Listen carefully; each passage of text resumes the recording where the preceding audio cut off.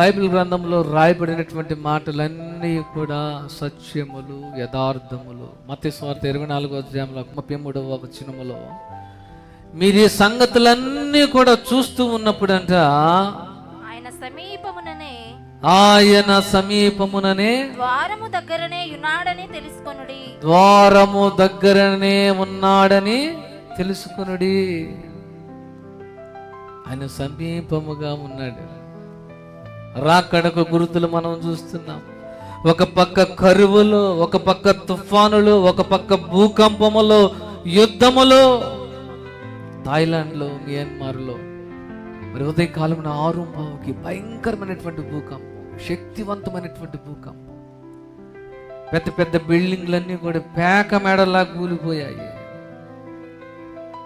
ఒక పక్క హత్యలు జరుగుతూ ఉన్నాయి. ప్రపంచ పరిస్థితులన్నీ కూడా కలవరముతో నింపబడినటువంటి పరిస్థితుల్లో మీకు జ్ఞాపకం ఉందో లేదు, 2001 సెప్టెంబర్ 11వ తేదీన అమెరికా దేశం మీద భయంకరమైనటువంటి ఉగ్రదాడి జరిగింది. 110 అంతస్తులు కలిగినటువంటి ఇంచుమించు 417 మీటర్లు ఎత్తున్నటువంటి వరల్డ్ ట్రేడ్ సెంటర్, ప్రపంచ వర్తక వాణిజ్య కేంద్రంపై జరిగిన దాడికి ప్రపంచ రాజ్యాలన్నీ కూడా కలవరపడ్డాయి.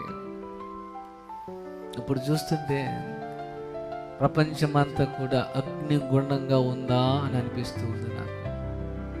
ఎక్కడ చూసిన సమాధానం లేనటువంటి పరిస్థితి, ఎవరిలో చూసిన ఆందోళన, ఎవరిని పలకరించిన భయము. మనము రాకడను ఎదుర్కోవటానికి సిద్ధంగా ఉండాలి. దేవుడు చెబుతున్నాడు, ఇవన్నీ జరుగుట మీరు చూచున్నప్పుడు రాకడ అతి సమీపముగా ఉన్నదని తెలుసుకొనుడి. మన జీవితాల్లో ఎప్పుడు ఏం జరుగుతుందో, హఠాత్తుగా ఏం జరుగుతుందో ఎవరు చెప్పలేము. రేపు చూడగలమండి అని చెప్పగలిగిన వాళ్ళు ఎవరైనా ఉన్నారా?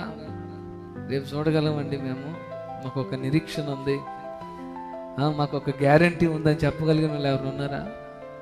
ఎవరు లేరు. రేపుకు రూపు లేదు. కాబట్టి ఈరోజు దేవుడు మనకిచ్చినటువంటి ఆయుష్లోనే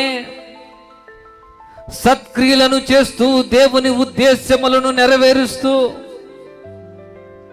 దేవుని కొరకు సిద్ధపాటు కలిగిన వారముగా, రాకడ కొరకు ఎదురు చూచే వారముగా ఉండాలి.